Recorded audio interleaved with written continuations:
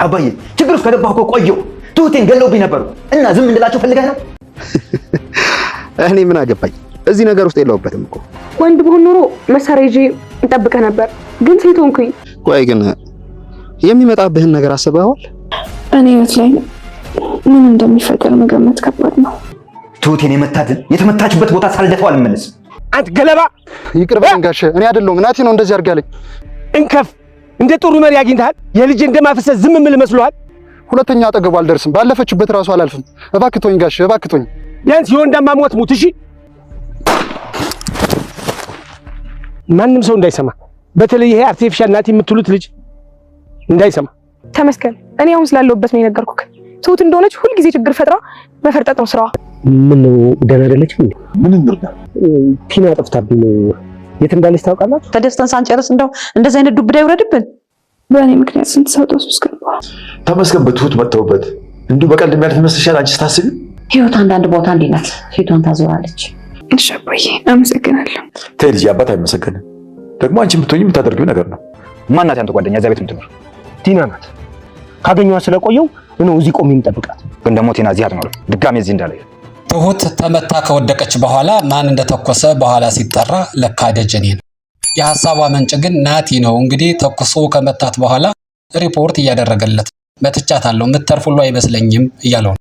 ናቲ ግን እንዴ ለምንድነው እሷ ላይ ተኮስከው? ራሱ ከተመስገን ላይ አትተኮስም ነበር ሲለው አይ እሷ ላይ መሆኑ ጥሩ ነው፣ እንዲያውም ዋናው እኮ የጠቡ ምንጫችን እሷ ስለሆነች እሷ መመታቷ ጥሩ ነው እያለ ነው ደጀኔ።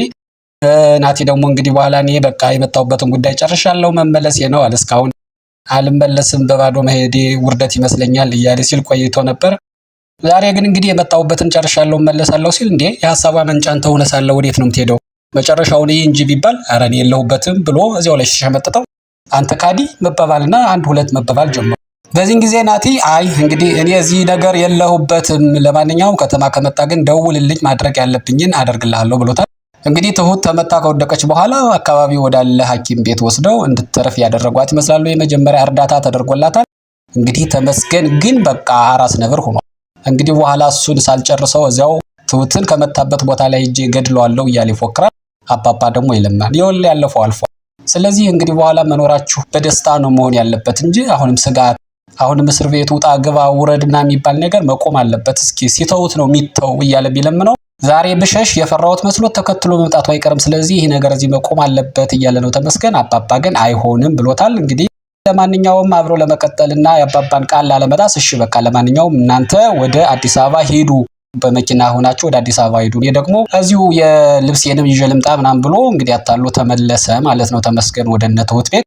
የትሁት አባት ደግሞ እንግዲህ ሽጉጡን ታጥቆ ሊገድል ደም ሊመልስ እየወጣ እያለ ማያ ለመነችው። ማን አለኝ ካላንተ እባክህን ተለመነኝ እባክህን ብትለው አይ ነገ ላንቺ ነው ክብሩ፣ ዛሬ ዝም ካልሁት ነገ አንቺንም እንደዚሁ ነው የሚያደርግሽ። ስለዚህ ይህን ነገር ማስቆም አለብኝ፣ በአንዷ ልጅ በአንዷ ትሁት መጦብኝማ ዝም አይደለም ብሎ ማያ እያለቀሰች ብትጠይቀውም ብትለምነውም እሺ ስላላላት ኖርማል እንግዲህ ትሁትን በጥይት የመታትን ደጀኔን ለማደን ወጥቷል። እንዳለውም እንግዲህ የዛ ጫካ ወጥቶ እየተፈለገ ነው። ከብዙ ፍለጋና ድካም በኋላ ደጀኔ ተገኘ፣ እጅ ሰጠ። አረን ያደለሁም ለዛሬ ማሩኝ፣ በሄደችበት አልሄድም፣ ቀና ብዬ እንኳን ላያትም ጋሼ ማረኝ እያለ ቢለማመጥም አንተ ቢያንስ እንኳን መሟትን እስኪ እንደ ወንድ ልጅ አድርገው እያለው ነው። የሐሳቧ መንጭ እኮ ናቲ ነው፣ እኔ በቃ አሁን ይቅር በሉኝ እያለ ቢልም እንግዲህ ደጀኔ ብዙ አይነት ቃል እየጠራ ቢለማመጥም የትሁት አባት በእጅ ያሉት አይመስልም። በዚህ መካከል ላይ እጁን ወደ ላይ አድርጎ እየለመነ እየተማጸነ እያለ ተመስገን ደረሰና ተመስገን አልሞ ግንባሩን ያለው ይመስል ከመታው በኋላ እንግዲህ የትሁት አባትና ተመስገን ምንድነው እንደዚህ ያደረከው ተባብለው እርስ በርሳቸው ተዋቀሱ። በቃ አንተና እኔ እዚህ አብረን እንደነበርነ ማንም ወቅ የለበትም እያለ ነው የትሁት አባት። የመታሁት እኮ እኔ ነኝ፣ ስለዚህ እኔ በጠፋው ጥፋት ራሴን መቀጣት ያለብኝ እያለ ነው ተመስገን። አይሆንም ልጅ በጣም የምትወድህ አንተን ካጣች ትጎዳብኛለች፣ ለልጅ ብዬ ነው ማደርገው ብለው ለደጀኔ አባት ደውለው ይኸው ልጅህ ጫካ ውስጥ መጥቼ ወድቋል፣ መጣህን ሰው ድጋሜ ግን ወደኔ ልጆችና ወደኔ ብታስብ በሱ በአንድ ሰው ብቻ አይደለም የምመለሰው፣ ዘር ማንዘራችሁን ነው ምፈጀው ብሎ ማስጠንቀቂያ ሰጧቸዋል የትሁት አባት። እንግዲህ ከዛ መልስ ግን ተመስገን ተመልሶ ትሁትን እንዲጠብቃትና እንዲከባከባት በተለይ ናቲ ከጠገብ ያለ እሾህ ነው፣ ጭቃ ውስጥ ያለ እሾህ ነውና ጥንቃቄ እንዲያደርገው እያለ እየመከረው ነው። የትሁት አባት ተመስገን እንግዲህ ድምፅን ሳታሰማ ወደ ከተማ ሄድና ትሁትን ጠብቅልኝ ባለው መሰረት እንግዲህ ሻንጣውን ማያ ይዛለት መጣለችና ማያ ደግሞ ብሶቷን እየተናገረች ነው። አባቴ ሽጉጥ ይዞ ነው የወጣው፣ ቢገድልም ቢሞትም ለኔ ሁለቱም ያው ነው፣ እኔ ብቸኛ ነኝ፣ ለትሁት እንደሆነ እናንተ ሁላችሁ አለችሁ ብላት። ደግሞ እሷ ሁሉንም መቼም ሪስክ ትወስድና መቼም ኃላፊነት አትወስድም፣ ትታ ትሮጣለች። እባክህን አንድ ነገር አድርጋ አባቴን ይዛችሁት ሂዱ እባክህን እያለች ትለማመጧለች። እኔ ብቸኛ ነኝ እያለች ሆድ ሲብሳት ተመስገን እንዴ አንቺ ለምንድን ነው እንደዚህ ሆድ የሚብስሽ? አሁን እኮ እኔ እንደ ታላቅ ወንድምሽ ሆናለሁ። ትሁትን ያክል ጀግና እህት አለችሽ። አባቴንም እንደ አባትሽ ይኸው እና ደግሞ ለማንኛውም አባትሽ ወደ ከተማ እንሂድ ብየው ነበር እምቢ ስላለኝ ነው እንጂ ካልሆነም ለአባቴ ከንቲባው ልጅ ለከንቲባው ነግረውና ችግሩ ይፈታል። አታስቢ፣ አትጨነቂ። ምንድነው አንቺ ከሰው ማል ሆነሽ ብቸኝነት አይነት ነገር ስሜት የሚሰማሽ እያለ እያጽናናት ነው። እሷም እንግዲህ ስሜቷንና ፍራቿን ተናገረች እንጂ በቀላሉ የሚለቃት አይመስልም። ይሄ ብቸኝነትና ፍራቷ አባቷንም ሄዳ እየለመነች ነው። አባዬ እባክህን ከተማ ሂድ፣ እኔ ካላንተ ማን አለኝ እያለች ስትለው አይዞሽ አንቺ እኮ የኔ እኮ ብቸኛዋ ልጅ ነሽ ይላታል። እሷ እኔ ብቸኛው ወንድ በሆን መሳሪያ ይዤ ጠብቅ ነበር፣ ሴት ነኝ፣ እባክህን ተለመነኝ እያለችው ነው።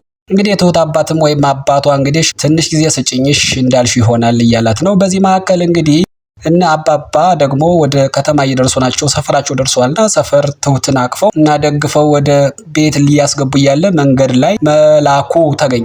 መላኩ ማለት እንግዲህ የትሁት አፍቃሪ የሸዋሸዋ ማለት ነው። ትሁት ከጠፋች ሰነበተችና አሁን በቃ ማስታወቂያ የፈልጉ ማስታወቂያ ወጥቶባት እየተፈለገች ነው። እንግዲህ መላኩ በየመንገዱ እየቆመ ሰው ይጠይቃል ያፈላልጋልና በባለፈው ደግሞ እንደገና ምንድነው ትሁትን ጤናት ብላ ስላስተዋወቀችው አሁን ትሁትን ሲያገኝ ያገኛት መስሎት ደስታ ተሰማውና ቲና ጠፍታኝ ነውና ቲና አይታችኋን ወይ መሆናችሁ ነው እያለ እየጠየቀ ነው። እነሱም ከክፍለ ሀገር ገና መመለሳቸው ነው። ቲና ደግሞ እንዴት እንደሆነች አሁን አላወቅንም ብለውታል። መፍትሄ አላገኘም። አሁንም ግን የሚገቡበትን በር ተከታትሎ እየተመለከተ እያለ ተመስገንም እንግዲህ እዛ ያለውን ጨርሶ እየመጣ ነውና በአጋጣሚ ሹክክ ብሎ ተደብቆ አባባ የሚገቡበትን በር ሲመለከትና ሲከታተል ጉሮሮውን አንቆ ምክንያቱም ከናቲ ወይም ከደጀን የመጣ ሰው መስሎት ጉሮሮውን አንቆ ገድላለው ሲል ኧረ እባክህን እኔ ቲናን ፈልጌ ነው ሲለው ቲና እዚያ አትኖርም፣ ስለዚህ ስልኳ ሲሰራ ደውል ብሎ እንጂ እዚያ አታገኛትም ብሎ ተለያየና ወደ ውስጥ ገባ። እንግዲህ ተመስገን እንደገባ ሁሉም ደነገጡም ደስ አላቸውም። አንደኛ ደስ ማለታቸው መመለሱ ነው በሰላም፣ ሁለተኛ እንደገና ደግሞ ገሎ ይሆን የሚል ስጋትም አለና ልጁ ላይ ምንም አላደረክም አይደለ ብለው ሲጠይቁት ቅድም አባባም ቃል ስላስገባው እንግዲህ ደግሞ ገድያለሁ ብሎ ማስደንገጥ ስላልፈለገ አይ ምንም አላደረኩም ሲላቸው አይ አናምንህም እያሉ ሊያፋጡት ሲሉ እንግዲህ አልገደልሁም ካለ አልገደልሁ ነው እመኑታል አባባ።